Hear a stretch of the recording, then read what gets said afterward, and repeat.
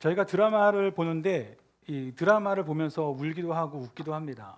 그런데 그런 이유 하나는 드라마를 보면서 때때로 어떻게 저렇게 내 고민들을 잘 다루고 있을까? 삶의 길에서 우리가 갖고 있는 고민들이 참 다 있는 게 많죠. 저 고민들을 저렇게 풀어내는구나 이런 생각들을 해보게 됩니다. 그러다 보면 어떨 때는 제가 신앙적으로 갖고 있는 질문까지도 대답하고 있는 듯한 이런 느낌을 받게 되기도 해요. 작가가 그런 걸 의도하지 않았을지라도 결국 인간의 근원적인 필요들에 대해서, 삶의 길에 대해서 질문하다 보면 자연스럽게 신앙적인 어떤 질문들과도 맞닿아 있다는 것을 보게 되기도 합니다. 예를 들어서 몇 년 전에 그 나의 아저씨, 나의 해방일지 그런 드라마들이 있었는데, 그 드라마를 보고 나서 적지 않은 분들이 나는 구원에 대해서 다시 생각하게 되었다, 이런 분들이 계셨거든요. 정말 그 메시지 안에서 우리가 다 억눌려 있고 뭔가 위태롭고 뭔가 지루하고 너무 고통스러운 삶의 자리에서 내가 어떻게 벗어날 수 있을까? 우리는 서로를 어떻게 건져낼 수 있을까? 이런 고민들을 하고 있는데, 그런 드라마를 통해서 저게 구원이 아닐까? 이런 생각까지도 하게 되는 것이죠. 시편을 우리가 보고 있는데, 시편에서 성경 통독에서 그 수많은 기도들을 보셨죠. 억울해서, 배신당해서, 위태로워서, 외로워서, 아파서 막 하나님 앞에 부르짖습니다. 그런데 그런 기도를 저희가 시편을 소리내서 같이 읽다가 보면 어느 순간 마치 내가 기도하는 게 되는 거죠. 저도 같이 막 이렇게 부르짖게 됩니다. 그러면서 왜 이렇게 시편의 이 기자의 기도와 나의 기도가 맞닿을까? 왜냐하면 우리가 고민하고 있는 게 거의 비슷하니까. 우리도 동일하게 이 삶의 자리에서 무언가를 부르짖고 있으니까. 그런데 그런 부르짖음에서 반복되는 구절이 있는데 바로 구원하여 주십시오, 이런 구절이에요. 시편 여기저기를 보면 우리가 주의 구원을 바라나이다, 나를 구원하소서, 주여 나를 언제 건지시겠나이까, 우리를 구원하여 주옵소서, 이런 고백들이 계속 반복되죠. 결국 우리는 우리의 삶의 자리에서 우리를 이끌어줄, 우리를 건져줄 구원자를 바라보고 있는 것입니다. 누가 우리를 구원해 줄 것인가? 누가 우리를 구원해 주는지 알게 된다면 우리는 무엇이 달라질 것인가? 저희가 지난 설교에서 이스라엘의 왕이 세워지는 장면을 보았습니다. 왕은 사실 이스라엘의 구원자다라고 말씀을 드렸어요. 생각해 보시면 내가 괜히 잘 살고 있는데 왜 왕을 요구해요? 왜 나 좀 다스려 주세요 라고 뭐하러 요구합니까? 남의 통치를 받는 게 뭐가 좋다고. 그러니까 사실 왕을 요구하는 진짜 이유는 뭐냐면 나 좀 살려주세요, 나 좀 건져주세요, 나를 건져줄 수 있는 이 어디 없나요? 이러고 있는 겁니다. 그래서 왕은 구원자예요. 이스라엘 백성에게 있어서 진정한 구원자는 계셨죠. 하나님이셨어요. 하나님이 늘 그들을 구원해 주셨습니다. 그러나 이스라엘 백성들은 삶의 자리에서 어려움을 지나는 순간마다 하나님이 그들 삶에서 역사하셨던 것들을 경험했음에도 불구하고 금세 보이는 것들에 사로잡히는 거예요. 살다 보면 당연히 보이는 것들이 저희를 다 지배하는 것 같고, 물질에 또 사람에 막 흔들리다 보면 마치 보이는 것을 보다 보니까 거기에 맞추어서 대적할 수 있는 어떤 사람이 내 앞에 있었으면 좋겠다, 의지할 만한 사람이 있으면 좋겠다, 이런 생각을 하게 되는 것이고, 그래서 구원자, 왕을 세워달라고 요구를 하게 된 것입니다. 하지만 하나님 입장에서는 왕을 세워주더라도 이 사람들이 세상의 길로 가는 게 아니라 정말 하나님이 주시고자 하는 생명을 누리는 길로 왔으면 좋겠고, 그러니까 하나님이 세우시는 왕은 하나님이 구원하시되 쓰실 수 있는 왕, 하나님이 하나님의 방법으로 쓰실 수 있는 그런 왕을 세우시고 싶으시겠죠. 그러다 보니까 누구를 쓰실까? 이게 질문입니다. 하나님은 누구를 쓰실까? 첫 번째 왕 사울은 안타깝게도 하나님의 마음에 맞는 사람이 아니었다라는 평가를 받게 됩니다. 그는 하나님의 말씀을 기준 삼지 못했었어요. 하나님이 진정한 구원자라는 걸 인정한다라면 그분의 말씀이 생명의 길이 될 게 맞으니까, 그러니까 그 말씀을 따라가야 되는데, 사울은 사람의 소리, 짐승의 소리, 물질의 소리에 사로잡혀서 거기서 벗어나지 못했습니다. 하나님을 믿는 것 같지만 계속해서 다시 그 걸음으로 가는 거예요. 그러니까 하나님이 그를 쓰실 수 없다라고 이야기합니다. 그러면서 이제 사무엘에게 새로운 왕을 세워라고 하시죠. 사무엘이 그 말씀을 듣고 이렇게 이야기합니다. 제가 이렇게 나갔다가는 사울에게 죽임을 당합니다. 사울도 지금 자기가 왕이 안 된다는 거 알았어요. 그러면 다른 왕이 세워져야 되는데 누굴 세우려나? 이게 굉장히 중요한 문제죠. 어느덧 사울에게는 자기가 이 자리에 선 것이 자기의 자격과 자기의 능력으로 이 자리를 얻은 것 같기도 하고, 이걸 내가 지켜내야 되는 것이죠. 경쟁자들로부터 지켜내야 되는데, 사무엘이 그 기름을 부을 게 분명하니까 사무엘의 동태에 대해서 계속 감시를 아마 했을 거예요. 아마 신약에서 헤롯 대왕과 비슷했을 겁니다. 동방 박사들에게 왕을 발견하거든 나에게 얘기해다오, 나도 가서 절하겠다라고 하지만 어딘지 알기만 하면 가서 당장 죽이겠다 이러고 있는 것이죠. 그러니까 사무엘도 이것을 두려워하고, 사무엘이 하나님의 말씀을 듣고 베들레헴에 가게 되는데, 베들레헴 장로들도 사무엘이 자기 동네에 오니까 겁이 나는 거예요. 그래서 떨면서 나와가지고 좋은 일로 오시는 겁니까? 이렇게 물으는 거죠.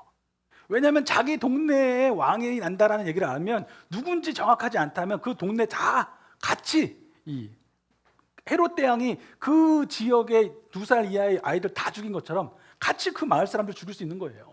그러니까 같이 떨면서 어떻게 될 것인가 막 이러고 있는 것입니다. 그런데 그때에 내가 좋은 일로 왔다, 그냥 같이 예배드리자 이렇게 하면서 이새라고 하는 사람의 아들들을 다 초대를 하죠. 그리고 이새의 아들들이 제사 끝나고 나서 사무엘 앞에 이렇게 지나가게 되는데, 첫 번째 아들이 옵니다. 사무엘이 가만히 보니까 너무 잘생겼어요. 이 사람이다, 하나님이 택하신 자가 여기 있구나. 그런데 하나님이 그때 하시는 말씀이, 사람은 외모를 취하거니와 나 여호와는 사람의 중심을 본다, 이렇게 말씀하십니다. 저희 아이들이 저에게 자주 하는 말 중에 하나가 아빠의 유전자 때문에 자기들이 힘들다는 거예요. 도대체 뭐가 힘든지 모르겠는데 아빠의 유전자 때문에 자기 힘들대요. 자기들은 굉장히 심하게 말할 때는 망했다 이런 표현까지 하던데, 그래서 제가 그때 이야기하죠. 외모가 중요하거니와, 잘할 때는 외모가 중요하지만 커서는 일이 중요하다. 직업이 중요하다는 게 아니라 어떤 자세로 일하냐, 그리고 어떤 성품으로 일하냐, 그런 게 중요한 거지. 이 외모는 잠깐 클 때의 문제다, 이렇게 이야기를 하죠. 그런데 너무 크게 웃지 마시고 아니에요. 그렇게 하나님도 사실 우리가 외모가 무시하지 못하는 부분이 있습니다. 단정하게 해야 되는 부분들도 분명히 필요하고, 성경에도 옷과 권위 이런 게 연결이 되어 있거든요. 그러니까 대제사장이 그냥 옷을 입지 않았겠죠. 분명히 본질이 중요하되 그 형식의 본질을 드러낼 수도 있는 겁니다. 다만 본질이 없어지면 형식은 아무것도 아닌 거예요. 그래서 본질을 중심으로 해서 본질이 제대로 세워져 있는 사람일 때 그 형식이, 그 외모도 빛을 발하는 것이기 때문에 하나님은 중심을 보시겠다라고 이야기를 하십니다. 사무엘이 이새의 아들들을 다 보는데 아무도 하나님이 원하는 사람이 없어요. 그래서 어떻게 된 건가 하고 있는데, 이새에게 묻죠. 혹시 당신 부르지 않은 아들이 있습니까? 한 명 있습니다. 막내인데 너무 어려서 그냥 양치고 있습니다. 어려서였는지 아니면 좀 미워서였는지, 얼마 전에 미국에서 나온 그 드라마가 있는데, 다윗의 왕국이라고 하는 영화가, 그 드라마가 있더라고요. 근데 그걸 제대로 보진 못했지만 거기 그 소개하는 걸 봤는데, 그 다윗에 대해서 왜 부르지 않았을까? 이게 상상력이죠. 아마도 그 다윗의 엄마가 다윗을 낳으면서 죽어서 그거에 대한 미움으로 이 다윗을 미워했다, 이런 식으로 상상력을 꾸렸더라고요. 그러니까 왜 부르지 않았을까? 어려서, 미워서, 기대가 없어서, 여러 가지 이유 모르겠지만 하여간 안 불렀어요. 그러니까 당장 데리고 와라. 데리고 왔고 보니까 눈도 아름답고 얼굴도 준수한 거예요. 그러면서 하나님이 무엇보다도 나는 그 중심을 본다고 하시면서 그에게 기름을 부으라고 하시죠. 다윗이 왕으로 부름을 받은 것입니다. 자, 다른 형들은 어땠을까요? 내 막내 동생이 기름 부음을 받았어요. 한편으로는 기분이 나빴을 수도 있고, 시기가 될 수도 있고, 또 축하해주는 형들일 수도 있었을 테지만 그들은 다 알고 있었어요. 이제 우리는 사울에게 들키면 꼼짝없이 다 죽는다. 그래서 이제는 우리는 운명 공동체야. 같이 가야 돼. 그래서 나중에 다윗 도망갈 때 형들과 아버지도 다 같이 도망다니는 거예요. 같이 이렇게. 같이 죽임을 당하니까. 그리고 그때부터 이 다윗에게 하나님의 성령이 임하십니다. 성령이 임하시면서 다윗에게 무슨 일을 행하셨을까? 우리가 로마서를 보면 이렇게 이야기하죠. 그리스도의 생명으로 살게 하시는 성령의 법이 너희를 다스린다. 그러면 예수님이 보내신 성령은 그리스도의 생명으로 살게 하시는 거라면, 하나님이 보내시는 성령은 우리 안에서 분명한 일을 하실 거예요. 하나님을 아는 사람으로 살게 하실 거예요. 하나님이 구원자이심을, 그거를 고백하는 생명으로 살게 하십니다. 한편 이 사울은 그때부터 하나님의 영이 떠나서 그리고 그 떠난 자리에 악령이 그를 괴롭히기 시작합니다. 그는 두려워지기 시작해요. 불안해하기 시작합니다. 우리는 하나님의 말씀을 순종하지 않는 것으로 끝난다고 생각할지 모르지만 그 자리는 비어있지 않습니다. 하나님이 나와 함께 하시지 않음을 알고 있는 순간부터, 하나님이 나를 떠나셨다는 것을 알게 된 순간부터 그는 불안하기 시작해요. 두렵고 어떻게 살아가야 될까 막 가진 고민들을 하게 됩니다. 그때 신하들 중에 한 명이 하는 얘기가, 왕이시여, 신하들끼리 우리가 이럴 게 아니라 왕에게 한 연주자를 세워서 그 연주를 통해서 왕의 마음을 좀 진정시키자. 그래서 왕에게 제안하기를, 왕이시여, 베들레헴 사람 이새의 아들 다윗 어떻습니까? 다윗은 잘 알려져 있는 용사요, 군인이요, 그리고 수금 연주자요, 그리고 말도 잘하고 용무도 준수합니다. 다윗 어떻습니까? 이렇게 이야기하죠. 이 부분에 있어서 하나 생각해 볼 만한 부분은, 이 얘기가 나오고 다음에 골리앗 얘기가 나오거든요. 근데 사실 이 부분을 가만히 생각해 보면 골리앗 얘기가 이게 앞에 들어가야 더 맞는 것 같아요. 왜냐하면 여기서 분명히 이제 사울의 경호원이 되거든요. 그러니까 사울이 그를 너무 사랑하게 돼요. 이 수금 연주를 보면서, 수금 연주와 같이 있으면서. 그러면 사울이 다윗을 모를 리가 없는데, 이 골리앗과 싸울 때 보면 다윗을 모르거든요. 그러니까 전혀 몰라요. 그러면 사실 말이 안 되잖아요. 그런데 다윗이 기름 부음을 받고 그 후에 골리앗 사건이 있었고, 골리앗 사건을 통해서 다윗이 용사로, 군인으로 알려져 있는 상태에서 다윗이 연주도 잘하니 그를 데리고 와서 연주를 시키는 게 어떻겠습니까? 이렇게 가는 게 더 적절해 보입니다. 이게 히브리 문학에서 이상하지 않은 거예요. 히브리 문학에서 그런 식으로 전체를 흐름을 잡고 중요한 부분을 뒤에서 다시 빼서 한 번씩 얘기를 하는 게 자연스러운 방식입니다. 그래서 그렇게 가는데, 이제 다윗의 연주를 통해서 사울이 안정을 찾기 시작하죠. 그리고 무엇보다도 사람들이 다윗을 추천하면서 이런 얘기를 합니다. 그는 여호와께서 함께 하시는 사람입니다. 함께 하신다는 걸 어떻게 알겠어요? 사람들이 보는데 하나님이 다윗과 함께 일하시는 게 한번 보이는 거예요. 그런 걸 목격을 한 것이죠. 그 창세기 21장을 보면 아비멜렉이 그 아브라함에게 와서, 우리가 보니 하나님이 당신과 함께 하시는 걸 알겠습니다. 당신이 무슨 일을 하든지 간에 하나님이 그 일에 함께 하시는 걸 우리가 보기 때문에 상호 평화조약을 맺읍시다, 이렇게 얘기하죠. 26장에서도 이삭에게도 비슷한 일이 벌어지고, 또 39장을 보면 그 요셉이 애굽에 종되어 있는데 거기에서도 주인이 보니까 종임에도 불구하고 요셉이 무슨 일을 하면 하나님이 붙잡아 주시는 게 보여요. 일이 되는 게 보이는 거예요. 그러니까 하나님이 너와 함께 하시는 걸 알기 때문에 그를 가정총무로 세우시는 거죠. 그런 의미에서 본다면 아까 얘기했던 부분도 또 맞을 수 있어요. 사람들이 하나님이 다윗과 함께 하시는 걸 목격한 것이고, 그렇게 알려져 있는 대표적인 사건이 있다면 아마도 골리앗 사건이 아닐까. 그러니까 이렇게 보는 것이 적절하다고 보기도 합니다. 그러면서 이제 바로 17장에서는 그 골리앗 사건에 대해서 이야기를 합니다. 그들은 무엇을 보았는가? 그들이 본 것, 그들이 하나님이 어떻게 다윗을 사용하시는지를 보았는가? 이스라엘과 블레셋 가운데 전쟁이 벌어졌어요. 전쟁은 어떤 자리인가요? 전쟁은 싸우는 자리이지만 전쟁에서 더 중요한 건 뭐냐면 구원자가 필요한 자리입니다. 이제 싸우면 내가 죽느냐 사느냐인데 나에게 구원자가 있는가 없는가, 누가 나를 구해줄 것인가, 이게 제일 중요한 거예요. 구원자가 필요한 자리인데 이 블레셋에서는 한 사람이 나타납니다. 그들의 구원자가 나선 거예요. 골리앗이라고 하는 거인입니다. 거인족에 대해서 의문을 품을 수도 있겠지만 고고학적으로 거인족 이런 증거들이 여러 가지가 있기도 하죠. 그 거인들이 예전에 있었던 거죠. 거인족들이. 그런데 거인 키가 3m에 달하고 이 갑옷이 60kg이에요. 그리고 창이 7kg에 달하는 이런 걸 이제 휘두르면서 나오는 거예요. 나와가지고 너희들 앞에 나설 만한 자 한 명 내보내라, 이렇게 얘기합니다. 이슈베님이라고 하는 히브리어인데, 너희 진영이 있고 우리 진영이 있으면 너희 진영과 우리 진영에서 내가 나가니까 너희 진영에서 한 명 내보내. 그러니까 뭐예요? 챔피언을 내보내라는 것이죠. 이렇게 얘기하는 거예요. 우리 진영의 구원자는 나다. 내가 이기면 이 백성은 다 살 것이다. 그러나 너희 진영의 구원자를 내보내라. 그가 이기면 우리가 너희의 종이 될 것이다. 이렇게 이야기하는 겁니다. 그런데 당장 나가야 될 사람이 누구냐면 그들의 왕이에요. 다 백성들은 사울을 쳐다보겠죠. 근데 사울이 나가지 못합니다. 그리고 다른 병사들도 다 나가지 못합니다. 구원자가 없어요.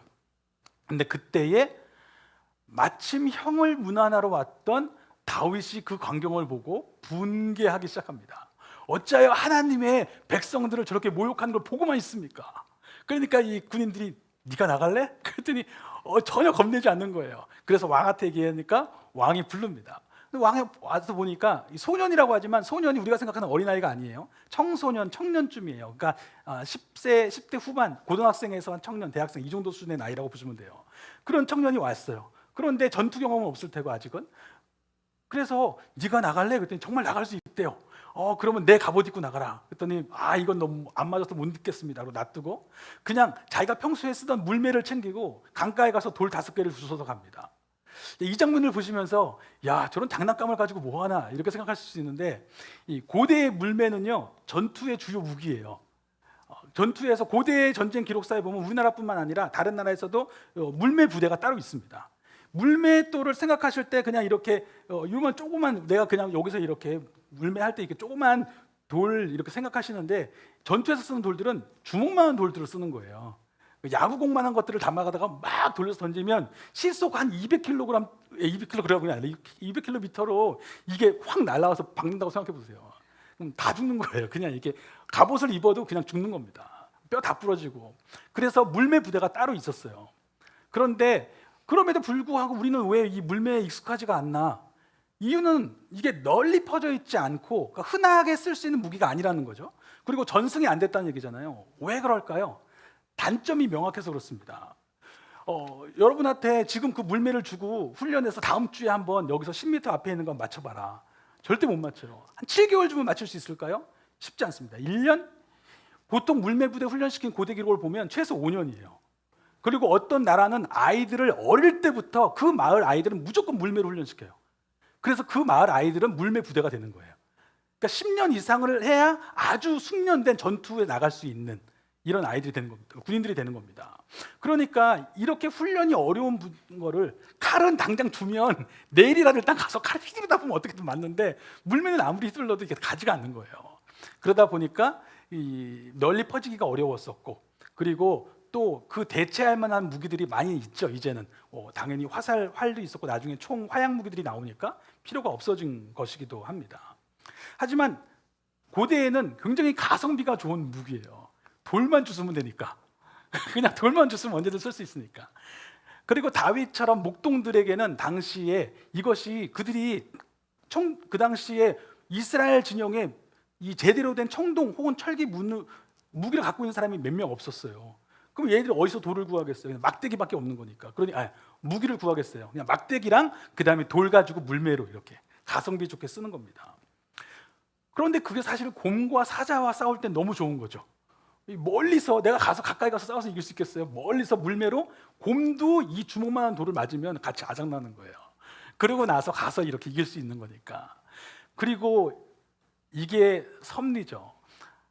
골리앗과 싸울 때 이만한 무기가 없었던 것입니다. 하지만 사실 그 물매보다 더 중요했던 것은 다윗에게는 그 중심에 하나님을 아는 믿음이 있었기 때문입니다. 아무리 물매가 훌륭하다고 할지라도 다른 병사들 중에도 물매 돌릴 줄 아는 사람이 있을 수 있는데 못 나가잖아요. 다윗은 근본적으로 그 마음에 하나님이 구원자라고 하는 마음이 있었기 때문에, 즉 그동안 사자와 곰과 싸웠던 경험이 다윗에게는 어떤 확신으로 온 거냐면, 와, 물매 되게 좋다, 이게 아니라 하나님이 나를 구원하시는구나. 조건적으로는 내가 안 맞아도 하나님이 나와 함께 하시면 이길 수 있는 거구나. 하나님이 나를 이렇게 건지셨구나. 이 확신으로 와닿은 거예요. 그렇기 때문에 하나님을 아는 믿음으로 나아가는 것입니다. 야고보서에 너희가 환난을 만나거든 온전히 기쁘게 여기라고 말하는 이유가, 그 환난이 인내를 이루고 그 인내를 온전히 이루면 너희가 온전히 구비하여서 부족함이 없게 된다고 이렇게 이야기하는 이유가 뭐냐면, 환난을 만나면 왜 환난이에요? 내가 갖고 있던 조건들이 제대로 쓰이지 못하니까 환난인 거예요. 내가 돈이 충분하고 내가 뭔가 사람 충분하고 이미 조건이 충분해요. 그러면 위기가 아닌 거죠. 근데 그게 안 되니까 좀 위기인 거예요. 그러면 조건이 안 되니까 이길 수가 없는데, 하나님께서 놀랍게 그 길을 열어주시는 걸 경험하니까, 구원하심이 칼과 창에 있는 게 아니라 하나님께 있는 거구나, 이걸 알게 된 거거든요. 그러니까 위기를 경험하는 것이 나쁜 일이 아니라 그 시간을 잘 견뎌내면 본질을 알게 되고 그 이후에 더 중요한 선택에서도 하나님이 구원자이심을 알므로 나아갈 수 있는 것입니다. 하나님의 영광에 사로잡혀 있기 때문에 걷지 못했던 길을 걷게 되는 것이고 그 길을 걸음으로 하나님의 일하심을 다시 한번 경험하는 것이죠. 그것을 성경에서는 그러니까 믿음으로 믿음에 이른다고 할 때에 계속 믿음이 성장해가는 과정을 그렇게 이야기하는 것이기도 합니다. 그리고 우리가 이렇게 설교하는 이유 혹은 예배드리는 이유도 사실 거기에 있는 것이죠. 이 예배의 시간을 통해서 하나님이 계시구나, 하나님이 일하고 계시는구나, 이 확신을 갖게 되어서 삶의 자리에서 믿음의 길로 살아가려고 하는 것입니다. 그 믿음으로 다윗은 나갔고 우리가 아는 것처럼 골리앗을 이겼습니다. 골리앗은 자신이 갖고 있는 것들을 의지하지만 다윗은 이렇게 이야기하죠. 나는 만군의 주의 이름으로 내게 간다. 즉 만군의 주, 그분이 구원자이시다. 구원자 대신 하나님의 이름으로 간다. 전쟁은 하나님께 속한 것이다. 아무리 너가 많은 무기를 갖고 있다고 할지라도 하나님이 함께 하셔야만 하는 것이다. 이렇게 선포하는 것입니다. 그리고 죽은 골리앗을 향하여서 나아가서 이렇게 이야기하는 것이죠. 아직도 4발 남았다. 죄송합니다. 그런 드라마 영화가 있어요. 아직 한 발 남았다. 그러면 4발이나 남아 있는 거예요. 그런데 하나님이 정말 일하셔서 이긴 것입니다. 이스라엘의 구원자가 승리한 거예요. 그러고 나니까 온 백성이 그 한호성을 함께 지릅니다. 다윗만 이겼다 하는 것이 아니라 온 백성이 이겼다. 그리고 다윗만 나가는 게 아니라 온 백성이 우와 그러고 나가는 거예요. 그래서 블레셋을 쫓아가서 승리를 거두는 것입니다. 오늘 이 본문 말씀은 하나님께서 어떤 구원자를 쓰시는가에 대한 이야기예요. 하나님을 아는 믿음이 그 마음의 중심에 있는 사람, 그래서 믿음의 걸음을 걷는 사람, 그 사람을 쓰시고 계십니다. 그런데 어떻게 생각해 보면 아니 하나님이 그런 구원자를 쓰시는 건 알겠는데 그걸 내가 왜 알아야 될까? 이렇게 생각할 수 있잖아요. 왜 알아야 될까요? 첫 번째 이유는 내가 그 구원자의 백성이 돼야 될 거 아니에요. 도대체 하나님이 쓰시는 구원자가 누군지 알아야 나도 그 구원자의 백성이 될 거고 그 구원자의 승리가 나의 승리가 될 거 아닙니까? 구원자와 함께 함성 지르며 구원자의 승리를 함께 누리며 구원자가 누리고 있는 그 기쁨을 함께 누리면서 전진할 거 아닙니까? 그래서 그 구원자가 누군지를 알고 싶은 거예요. 그런가 하면 하나님이 쓰시는 구원자의 모습, 하나님이 구원하시는 능력이 어떻게 벌어지는 것인지, 어떻게 경험하는 것인지를 그 구원자를 통해서 모범을 본 거예요. 왕의 백성은 왕의 법을 따르는 겁니다. 왕의 길을 따르는 거예요. 그러니까 우리도 그 길을 가려고 하는 것입니다. 우리의 구원자는 누구십니까? 예수 그리스도이십니다. 이 복음 전체는 하나님 백성의 구원자로 세우시는 영원한 왕의 약속을 우리에게 전하고 있습니다. 하나님이 다윗의 후손으로 오시는 영원한 왕을 우리에게 주셨다. 그리고 그 왕이 하나님이 기름 부으신 메시아 그리스도, 이렇게 고백하는 것이죠. 그리고 예수님이 이 땅에 오셨을 때 사람들이 예수를 보면서 예수가 그리스도이시구나, 예수 그리스도, 예수가 그리스도이시구나, 이것을 알게 된 것입니다. 그는 하나님의 영광으로 사로잡혀 있었어요. 하나님을 아는 믿음이 그 마음의 중심에 계셨고, 그는 하나님의 형상을 노예 삼으려고 하는 사람들에게 나아가서, 세상 속에 나아가서 하나님이 계신다고, 하나님이 다스리신다고, 하나님이 오늘 일하고 계신다고 그렇게 선포하셨습니다. 그리고 하나님의 의를 이루라고 말씀하셨습니다. 하나님의 의는 다름이 아니라 하나님이 지으신 대로 그 백성들이 다시 하나님의 형상으로 회복되는 거였어요. 하나님이 당신들을 다시 하나님의 백성으로 회복시켜서 하나님의 자녀로 살아가길 바라신다라고 이렇게 회복시키려고 하셨습니다. 그러나 다른 한편 어떤 사람들은 그 메시지를 싫어했습니다. 왜냐하면 그들은 자기 자신의 자격이 충분했기 때문에 자기 자신들이 종교적으로 쌓았던 어떤 의나 어떤 능력으로 특권을 누리는 게 마땅하다고 생각했기 때문에 모든 사람을 회복하시려고 하는 하나님의 말씀이 복음으로 들리지 않고 이것은 문제라고 생각하면서 예수를 미워하기 시작합니다. 결국 예수를 죽이죠. 그렇게 잠깐의 해프닝으로 끝났나 실망했을 때에 제자들 앞에 3일 후에 부활하신 예수님이 나타나십니다. 예수님이 다시 살아나신 거예요. 예수님을 만나면서 이 제자들은 알게 된 거예요. 아, 이분은 하나님의 아들이 맞았구나.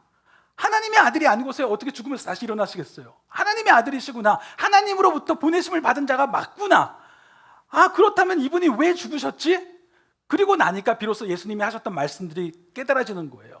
내가 인자는 자기 목숨을 많은 사람의 대속물로 주려고 온 것이다. 아, 그가 죽으심이 나의 죄를 씻기 위한 대속물로, 즉 사망의 값을 대신 치르시려고 죽으신 것이구나. 이 말은 무슨 말이에요? 이제 내가 그 안에서 나의 모든 죄값이 치러졌구나. 다 갚아졌구나. 이제는 나는 죄와 사망의 두려움에서 벗어날 수 있겠구나. 하나님 아버지 앞에 나아갈 때에 나의 연약한 모습 때문에 낙심하는 것이 아니라 예수 그리스도의 이름 의지해서 아버지께 나아갈 수 있겠구나. 사망의 권세가 나를 짓누르려고 할 때에 예수 이름의 의로 일어날 수 있겠구나. 죄의 권세가 나를 끌고 가려고 할 때에 예수 그리스도 안에서 자유케 된 이 생명으로 하나님이 원하시는 길을 걷겠다고 선택할 수 있겠구나. 이렇게 고백하기 시작한 것입니다. 예수님이 제자들에게 평안하라, 내가 세상을 이기었다 말씀하셨습니다. 그의 백성에게는 더 이상 정죄함이 없는 거예요. 그래서 주 예수를 믿으라고 합니다. 이 말은 주 예수 그리스도의 백성이 되라는 것입니다. 그 의와 생명으로 죄와 사망의 권세를 이기라고 그렇게 말씀하시는 거죠. 이제 아버지께서 예수님 안에, 예수님이 아버지 안에 거하신 것처럼 예수 그리스도께서 성령으로 내 안에 계시고 내가 성령 안에서 예수님 안에 거함으로 이제 나는 예수님께 속한 생명이 된 것입니다. 내 생명이 내 것이 아니라 오직 내 안에 그리스도께서 사시는 것입니다. 그리고 주 예수를 믿으라는 말은 이제 예수님께서 걸으셨던 길을 걸으라는 말도 되는 거예요. 내 생명이 그 안에 있으니까 내가 부족하고 쓰러졌을지라도 다시 일어나서 그 길을 나도 또 걷는 것입니다. 예수님이 어떤 길을 걸으셨어요? 우리가 흔히 예수님에 대한 믿음이 있고 예수님의 믿음이 있는 거예요. 예수님을 믿어서 예수님께서 가지셨던 그 믿음으로 걷는 거예요. 예수님이 자신의 믿음을 표현하신 많은 고백들 중에 한 가지는 아버지께서 나를 보내심 같이 나도 너희를 보내노라. 즉 예수님은 나는 아버지께 보냄받았다라는 믿음을 갖고 계셨어요. 보냄받은 것이 무엇이 중요합니까? 그것은 이제 아버지가 보내시니가 나와 함께 일하시는 거예요. 나의 모든 가치와 나의 모든 걸음의 의미는 보내신 분께 있는 것입니다. 나는 보냄받았다. 제가 이번 주에 하루 기도를 하는데 이상하게 기도를 하고 났는데 마음이 우울해졌어요. 그래서 내가 기도가 하는데 왜 마음이 이렇게 우울하지? 그래서 다시 기도해야 되겠다고 다시 기도를 했습니다. 기도를 하는데 기도하면서 깨닫게 해주시는 거예요. 아까 전에 드렸던 기도의 모습 속에서 제 모습이, 제 간구가 제가 저에게 주지 않으신 것들, 저에게 지금 없는 것들에 대해서 너무 아쉬워하면서, 사실 그게 없다고 지금 그 문제가 있는 게 아닌데도 불구하고 아쉬워하면서 그거에 대해서 막 이렇게 좀 저도 그런 거 주시면 안 돼요 막 이렇게 기도하고 있는 거예요. 그런데 그 속에서 내가 지금 내게 주신 것, 나를 세우신 자리, 이 자리에 대한 감사를 잊고 있구나. 내게 가장 필요한 믿음, 오늘 내게 허락하신 이 자리를 살아감에 있어서 가장 필요한 믿음을 내가 놓치고 있구나. 주님 나를 보내셨습니다. 이 자리에서 나와 함께하고 계십니다. 즉 보냄받은 자로서의 신분을 다시 한번 회복하고 기도하기 시작하니까 감사한 거예요. 이렇게 일할 수 있음이 너무 감사하고, 이렇게까지 이끄신 하나님의 은혜가 신뢰되고, 그렇기 때문에 하나님이 또 앞으로 하실 일을 기대하게 되는 것입니다. 그런가 하면 예수님께서 예수님의 길을 말씀하실 때 제자들에게 기억하라고 하신 말씀은 내가 너희를 사랑한 것 같이 너희도 서로 사랑하라, 이렇게 말씀하셨습니다. 이 말씀은 뭐예요? 예수님이 이렇게 얘기하시는 거죠. 내가 너희에게 걸었던 구원의 길은 사실상 사랑의 길이야. 나는 사랑으로 너희를 구해준 거야. 나는 너희의 그리스도가 되려고, 왕이 되려고 온 게 아니고 그리스도가 되어 주려고 온 거야. 너희의 왕이 되어 주고 싶어서 온 거야. 즉 나를 의지해서 너희가 살 수 있게 하려고 온 거야, 이렇게 말씀하시는 것이죠. 그리고 우리에게도 너희도 이 사랑의 길을 가라고 말씀하십니다. 서로에게, 우리가 그 사랑의 길로 가면 우리가 서로에게 예수님이 그 사랑으로 구원자의 길을 걸으신 것처럼 우리도 하나님의 구원을 이루는 통로가 될 수 있다라고도 말씀하시는 것이기도 합니다. 처음에 얘기했던 나의 해방일지 그 드라마에서 가장 유명한 대사가 뭐예요? 나를 추앙해.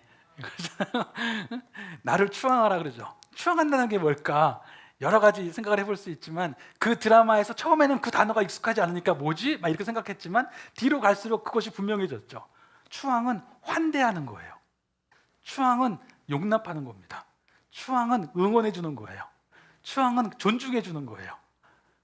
저는 그 작가가 그런 고민을 하지 않았나 생각해 봅니다. 실제로 그 작가가 이 크리스찬 쪽 그 배경이 있는데 그런 고민을 하지 않았나 생각해 보여요. 그 전에 드라마 나의 아저씨도 마찬가지고, 이 하나님이 우리에게 예수님이 우리에게 서로 사랑하라고 말씀하셨을 때, 이거를 그냥 예수님이 우리를 사랑하라고 하셨으니까 서로 사랑해 라고 말했을 때 사실 어느 순간 우리는 그 느낌이 와닿지 않는 거예요.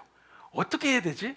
그런데 그거를 추앙이라는 단어로 바꿔서, 추앙한다는 게 뭐지? 환대하고 용납하고 응원해주고 존중해주고, 이 모습이 주님이 우리에게 그리스도를 통해서 보여주셨던 사랑의 길이구나. 우리도 그렇게 서로를 사랑할 수 있구나. 그렇게 사랑하면서 하나님이 예수님을 통해서 이루신 구원의 길을 예수님께 속한 우리를 통해서도 누군가에게 이루어 줄 수 있겠구나. 오해하지 마세요. 우리가 내가 구원자가 된다 그런 의미는 아니겠지만, 예수님이 당연히 우리를 새로운 생명으로 살게 하시는 구원자이시지만, 그에게 속한 우리를 통해서 우리가 서로를 사랑할 때, 서로를 추앙할 때, 우리를 통해서 하나님이 이루시는 구원의 길을, 사랑의 길을 이루어 가실 수 있는 것입니다. 오늘 본문 말씀을 통해서 이렇게 말씀하십니다. 하나님이 우리에게 세우신 구원자를 믿으라는 겁니다. 하나님이 우리에게 세우신 구원자 예수 그리스도를 믿어서 그의 의와 생명으로 죄와 사망의 권세를 이기라고 하십니다. 담대하게 나아가라고 하십니다. 그리고 이제는 나의 구원자가 걸으신 대로 보냄받은 자로 오늘을 살아가고, 나의 구원자가 걸으셨던 사랑의 길을 나도 걸어가 하나님의 구원을 이루는 통로가 되라고 말씀하십니다. 그것이 하나님 자녀의 명예일 것입니다. 우리 찬양하겠습니다.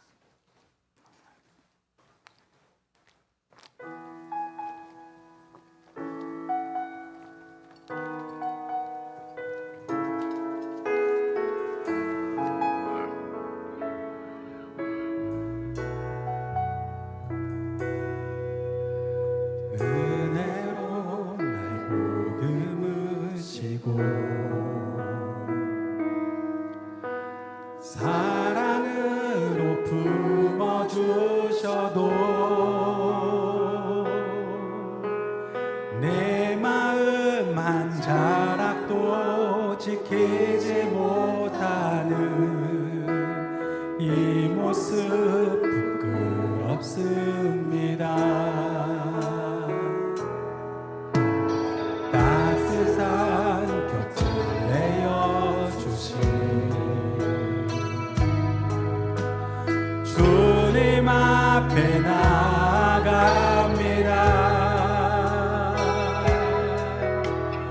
보여 못할 긍휼로 나를 붙드시는 주 이름만 바라. 우리 처음부터 다시 한번 고백하겠습니다. 은혜로 날 보듬으시고, 은혜로 날 보듬으시고, 사랑으로 품어주셔도 내 마음 한 자락도 지키지 못하는 이 모습 부끄럽습니다.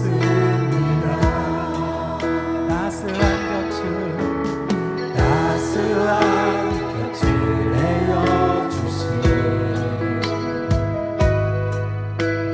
주님 앞에 나